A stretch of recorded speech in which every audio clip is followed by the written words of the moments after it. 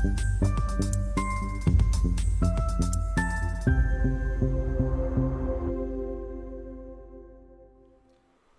Students, real number की first lecture के बाद में आज हम लोग उसी लेक्चर को आगे बढ़ाएंगे और प्रोबेबली आज इसको हम लोग फिनिश करेंगे। तो चलिए स्टार्ट करते हैं। लास्ट लेक्चर में हम लोगों ने जो क्या क्या देखा था, हम लोगों ने एचसीएफ और एलसीएम देख लिया था और फंडामेंटल थ्योरम ऑफ अरिथमेटिक हम लोगों ने देख ली थी। तो आज हम लोग जो शुरुआत करेंगे वो कुछ प्रॉब्लम से शुरुआत करेंगे, जिसमें कि इस तरीके का प्रॉब्लम्स होंगे कि find the largest number which divides 245 and 1037 leaving remainder 5 in each case, या फिर इस तरीके की कि ये भी उसी से रिलेटेड है। To tanks contain 504,735 liters of milk respectively. Find the maximum capacity of container which can measure the milk of either tank an exact number of times. ठीक है, तो ये हम लोग को देखना है।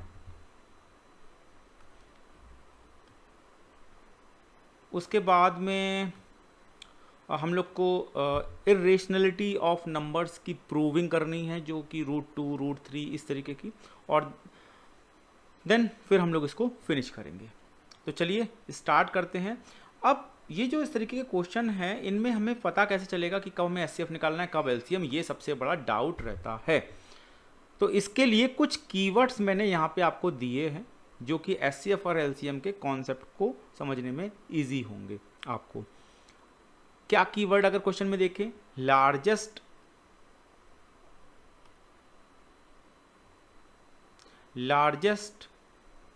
पॉसिबल साइज या यूनिट इस तरीके का, तो एचसीएफ निकालना है हमको। स्मॉलेस्ट कॉमन टाइम निकालना है, या फिर वैल्यू फॉर रिपीट, कोई रिपीट हो रही है ना कि इतनी बेल बज रही हैं, फिर बताओ एक साथ कब बेल बजेगी, तो फिर उसके लिए एलसीएम निकालते हैं। डिवाइड विदाउट रिमाइंडर, एचसीएफ निकालेंगे। उसके बाद यानी कि विदाउट रिमाइंडर बोलें, या फिर ऐसे बोल सकते हैं कि एग्जैक्टली, है ना, विदाउट रिमाइंडर या exactly divided. First time together और साइमल्टेनियसली, तो उसके लिए एलसीएम निकालते हैं। Maximum number of equal parts में एचसीएफ निकालेंगे, और मिनिमम कॉमन साइज और बैच में हम लोग एलसीएम निकालेंगे। इसको जब यूज़ करेंगे हम लोग क्वेश्चन में, तो और समझ आएगा। एक चीज़ और हम लोग देखेंगे एलसीएम और एचसीएफ में, कि एलसीएम जो होता है वो डिविजिबल होता है ना, वो डिविजिबल होता है।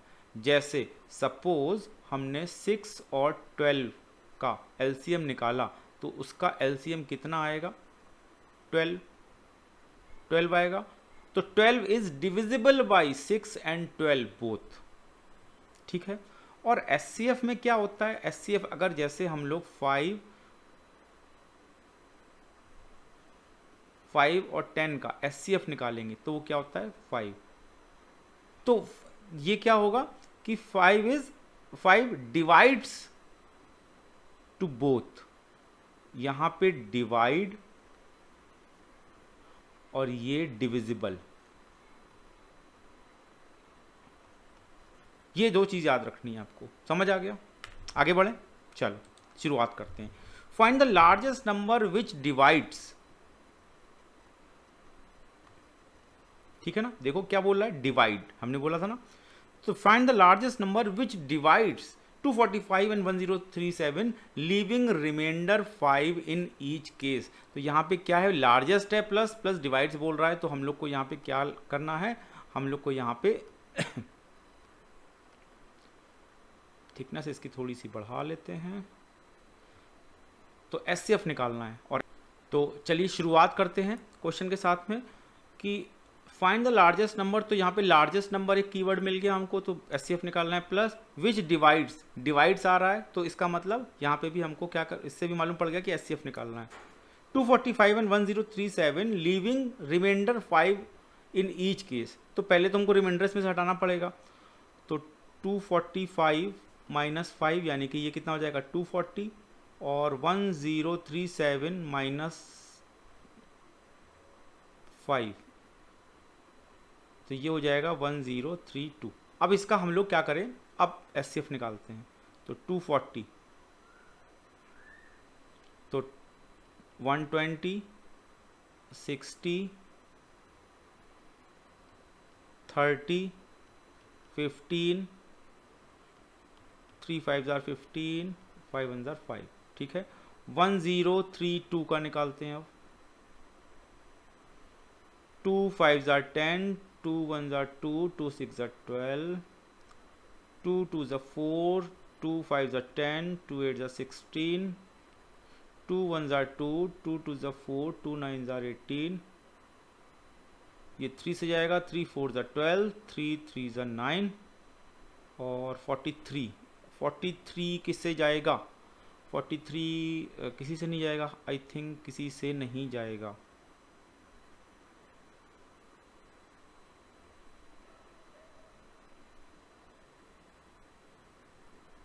आई थिंक 43 किसी से नहीं जाएगा, तो 43 से जाएगा, ठीक है। अब इसका निकालते हैं हम लोग एचसीएफ। तो 240 और 1032, 1 2 3 4, तो to the power 4 into 3 into 5 और 1 2 3 to the power 3 into 3 into 43, ठीक है। तो तो इनका एचसीएफ क्या आ जाएगा हमारे पास? एचसीएफ क्या होता था?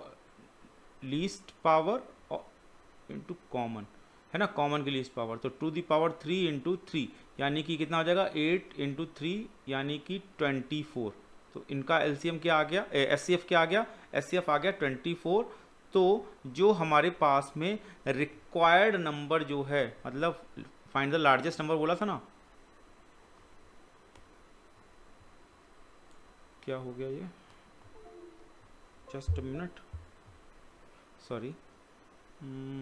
ये तो ये जो बोला था फाइंड द लार्जेस्ट नंबर, तो ये हमारा लार्जेस्ट नंबर हो गया। बात समझ आ गई? कुछ भी नहीं करना, एचसीएफ निकालना है, जो रिमाइंडर था उसको हटा देना है। सेम क्वेश्चन इसी तरीके का ये है कि लीविंग रिमाइंडर 3 एंड 5 रिस्पेक्टिवली, यानी कि यहाँ पे हमें क्या गलती नहीं करनी है बिल्कुल भी।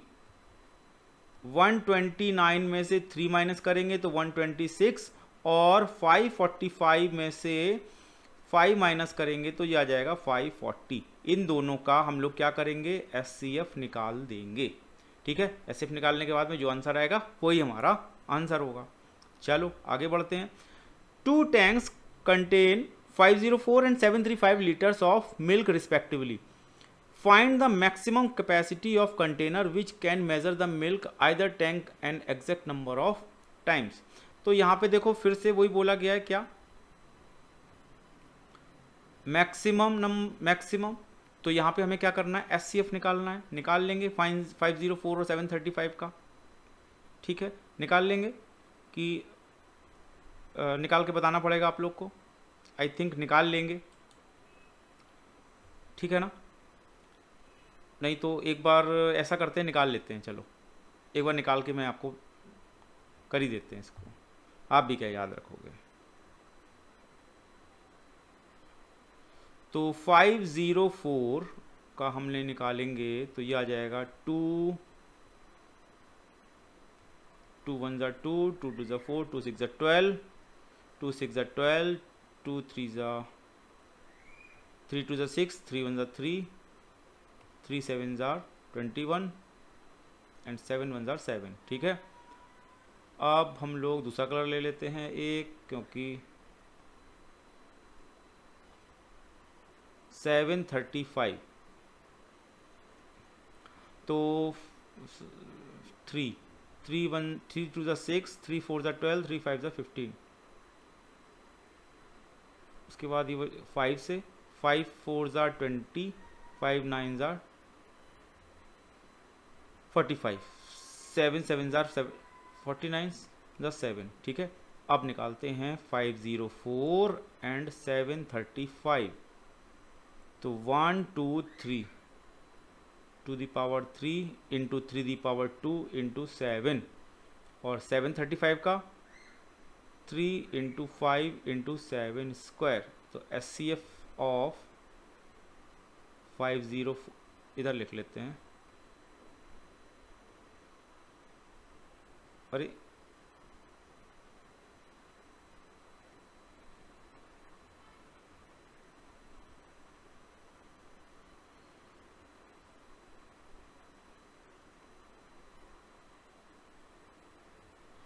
ठीक है, तो SCF ऑफ 504 एंड 735 कितना आ जाएगा? तो 2 तो है नहीं, ठीक है, 3 की लीस्ट पावर 3, 7 की लीस्ट पावर 7, और तो कुछ है नहीं, तो कितना आंसर आएगा? आंसर आ जाएगा 21। ठीक है, तो find the maximum capacity of container which can measure the milk of either tank and exact number of times, यानी कि 21 लीटर। 21 लीटर, समझ आ गई बात? आगे बढ़े, चलो आगे बढ़ते। In a school there are 2 sections, namely A and B of class 10th. There are 30 students in section A and 28 students in section B. Find the minimum number of books required for their class library so that they can be distributed equally among students of a section A and section B. पहली चीज़ तो आपकी आ गई minimum, तो हमको क्या निकालना है? हमको निकालना है LCM। तो हम लोग LCM निकाल देते हैं फटाफट। तो 28 14 7 7, उसके बाद अरे क्या कर रहे हैं?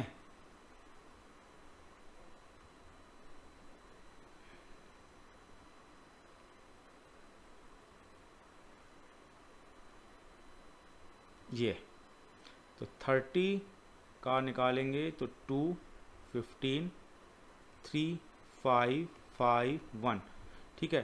तो 28 को हमने लिख दिया 2 स्क्वायर इंटू 7, और 30 को लिख दिया 2 इंटू 3 इंटू 5, ठीक है। तो हमें क्या करना है? LCM निकालना है। LCM ऑफ 28 और 30 का, तो देखो जो एलिमेंट है सब लिख दो। 2 3 5 7, हाईएस्ट पावर 2 स्क्वायर है, 3 है, 5 है, 7 है, तो कितना हो गया? 4 3 ज़ा 12, 5 ज़ा 2 3 ज़ा 12, 5 ज़ा 60, 420। तो 420 जो बुक्स होंगी, 420 हमको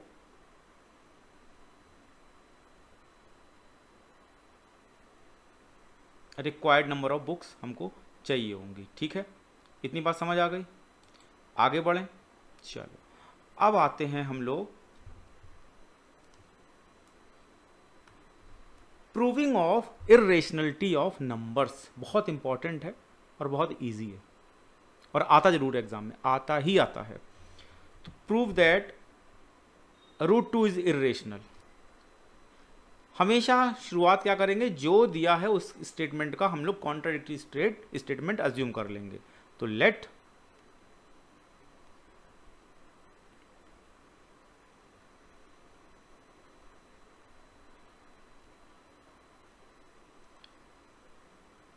√2 इज एन नहीं,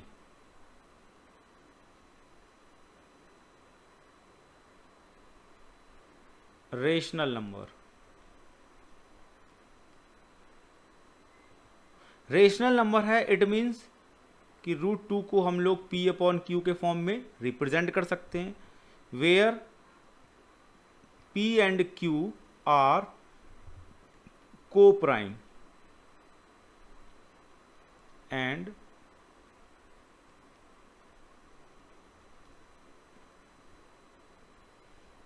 अच्छा, को प्राइम का क्या मतलब होता है? को प्राइम का मतलब होता है, को प्राइम का मतलब होता है कि जिनका कॉमन फैक्टर केवल 1 हो और कुछ भी ना हो। जिनका कॉमन फैक्टर 1 हो और कुछ भी ना हो। जैसे अगर हम लोग 2 और 3 की बात करें तो 2 और 3 प्राइम नंबर हैं, प्राइम नंबर हैं, तो इनका जो कॉमन फैक्टर होगा क्या होगा, 1 होगा और कुछ नहीं होगा। That is common factor is 1। ठीक है, अब स्क्वायरिंग बोथ साइड, तो 2 is equal to p square upon q square, then 2q square is equal to p square. अब यहाँ पे हम लोग एक लाइन लिखेंगे क्या, कि अगर P square is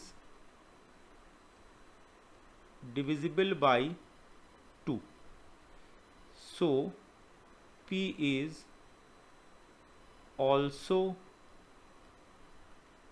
divisible by 2। क्यों? अगर 9 3 से डिविजिबल है तो 3 भी तो 3 से डिविजिबल होगा। अगर 36 3 से डिविजिबल है तो 6 भी तो 3 से डिविजिबल होगा, है ना? बात समझो। अब हमको अज्यूम करना होगा जो भी यहाँ पे दिया है, जैसे 2c is equal to P, है ना? यहाँ पे जो खत्म हुआ है, यानी कि देखो 2q square is equal to p square था, मतलब p square is divisible by 2 था और p is also divisible by 2। तो हमने यहाँ पे क्या लिखा, यहाँ पे ये होगा ना कि 2q square is equal to p, है ना? तो यहाँ पे हम लोग ने क्या किया, अज्यूम कर लिया कि 2c is equal to p। Square करो, स्क्वायरिंग बोथ साइड, यानी ये बार बार इसका पेन, हाँ, तो 4c square is equal to p square, और p स्क्वायर की वैल्यू कितनी थी, p स्क्वायर की वैल्यू कितनी थी यहाँ पे, 2q स्क्वायर, यहाँ पे पुट कर दो तो 4, फिर से पेन चला गया, तो 4c square is equal to 2q square, यानी कि 2c square is equal to q square. तो अब यहाँ पे फिर से वही लगेगा कि q square is divisible by 2, so q is also divisible by 2। लेकिन इसका मतलब क्या हुआ, so we can say p and q have a common factor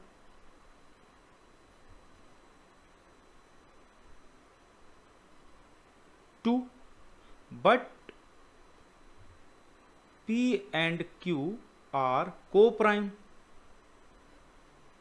co-prime है मतलब and not having common factor other than 1, तो 1 केवल हो सकता था, लेकिन यहाँ पे तो 2 भी आ गया, इसका मतलब ये कॉन्ट्राडिक्टरी है। so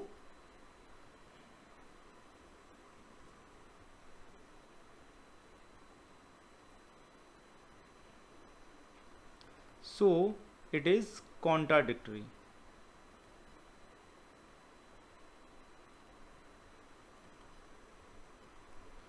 and so root 2 is an irrational number।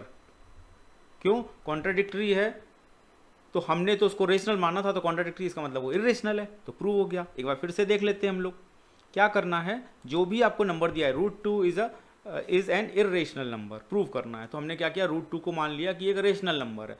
अगर रेशनल नंबर है तो पी अपॉन क्यू के फॉर्म में हम लोग कर सकते हैं। और जहाँ पे पी और क्यू को प्राइम है, मतलब को प्राइम का मतलब कि they having only one common factor.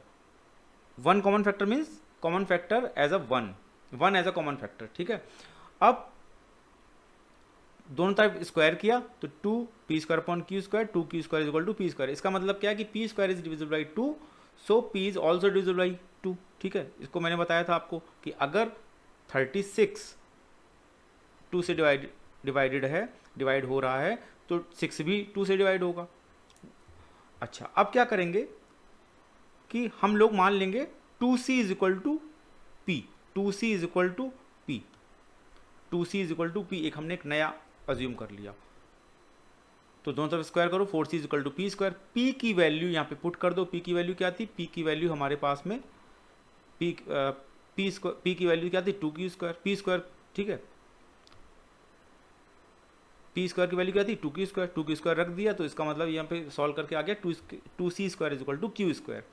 तो यहाँ पे फिर से वही थ्योरम लगेगी, q square is divisible by 2, so q is also divisible by 2। So we can say कि पी और क्यू के पास कॉमन फैक्टर के रूप में 2 है, 2 एक कॉमन फैक्टर है पी और क्यू का। लेकिन हमने अज्यूम किया था कि पी और क्यू को प्राइम है और they having common factor as a 1, लेकिन यहाँ पे तो 2 भी है। इसका मतलब ये कॉन्ट्राडिक्टरी है, और कॉन्ट्राडिक्टरी है तो क्या कॉन्ट्राडिक्टरी है कि जो हमने रेशनल नंबर माना था, इसका मतलब root 2 is an irrational number. बात समझ आ गई? आगे बढ़े, चलो रूट 3 वाला और करते हैं। चलो रूट 3 वाला और करते हैं।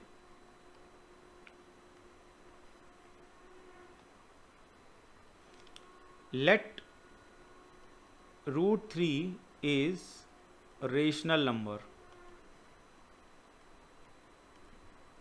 अगर रूट 3 रेशनल नंबर है, रूट 3 रेशनल नंबर है, तो इसका मतलब क्या हो जाएगा कि रूट 3 को p अपॉन क्यू के फॉर्म में रिप्रेजेंट करेंगे।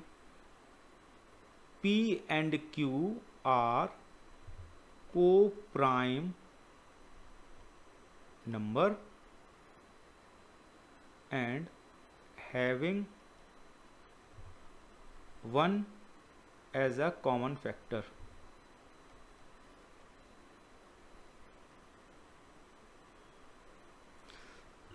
ठीक है, दोनों तरफ स्क्वायर करो। 3 is equal to p square upon q square, तो 3q square is equal to क्या हो जाएगा? P square. सो इसका मतलब क्या हो जाएगा? सो यहाँ पे लिख देंगे हम लोग कि p square is divisible by 3, so p is also divisible by 3। ठीक है, लेट अब हम लोग अज्यूम कर लेते हैं कि 3c is equal to p, 3c is equal to p. Square करो दोनों तरफ, 9c square is equal to p square. P square की वैल्यू कितनी थी? 3q स्क्वायर, तो 9c square is equal to 3q square, 9c square is equal to 3q square.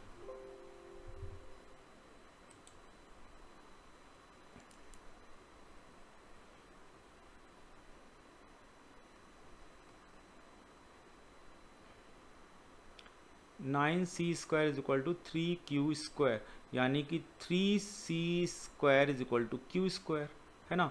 इसका मतलब भी यही हो गया। सो q is divisible by 3 and q square, sorry, q is also divisible by 3। So P and Q having 3 as a common factor, but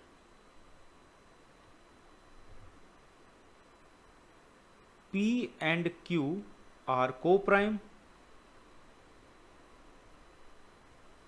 and not having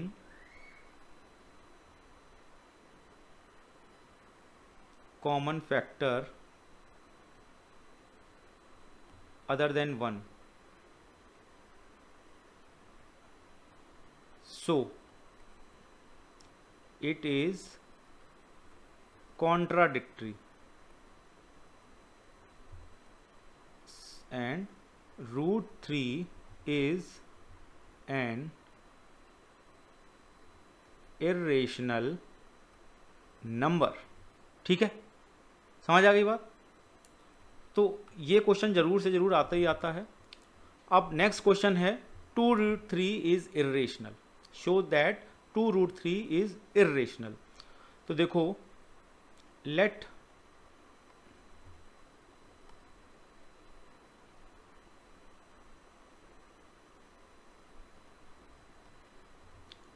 √3 is rational number. तो क्या होगा,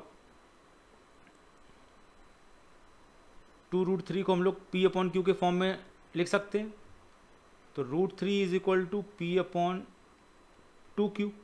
अब P अपॉन 2Q एक rational number है, लेकिन √3 एक irrational number है। As we no, अभी हमने किया है, √3 is an irrational, so 2√3 is also an irrational। ठीक है, समझ आ गया। तो जिसमें सिंगल है √3, √5, √7, इसको तो हम लोग उस तरीके से करेंगे, और जिसमें साथ में कुछ लगा है 2√3, 5√7, 3√5 ऐसे करके, तो उसको इस तरीके से करेंगे, क्योंकि वो ऑलरेडी हमको पता होता है कि सिंगल रूट वाला इरेशनल है। ठीक है, समझ आ गई बात।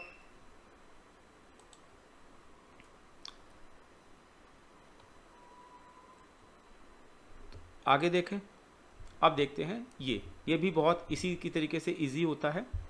इसमें भी हमको अज्यूम करना है, अज्यूम सब में करना है। Let 3 + 5√2 is rational. तो 3 + 5√2 को हम लोग क्या कर सकते हैं, P अपॉन Q के फॉर्म में लिख सकते हैं। तो 5√2 को क्या लिख सकते हैं, P अपॉन Q - 3, यानी कि 5√2 is equal to P - 3Q upon Q, then √2 is equal to P - 3Q upon 5Q। अब P - 3Q अपॉन 5Q एक रेशनल नंबर हम लोगों ने अज्यूम किया है, लेकिन √2 तो क्या है, एक इर्रेशनल है। As we know, √2 is an irrational number, so 3 + 5√2 is also an irrational number। एक चीज़ और ध्यान रखिएगा, कभी भी इरेशनल नंबर में कोई भी चीज़ ऐड करी जाए, माइनस करी जाए, कुछ भी करी जाए, डिवाइड करी जाए, मल्टीप्लाई करी जाए, डिवाइड करी जाए, कुछ भी करी जाए, वो इरेशनल ही रहेगा। ठीक है, तो ये इसी के साथ में हमारा चैप्टर फिनिश होता है। कुछ क्वेश्चंस और हैं, उन क्वेश्चंस को मैं संडे की लाइव क्लास में कवर करूँगा। वो जो कुछ क्वेश्चंस अलग से हैं, उनको चैप्टर में जो था वो यहाँ पे फिनिश हो गया है, और नेक्स्ट क्लास में हम लोग अगला टॉपिक पढ़ेंगे। तब तक के लिए बाय।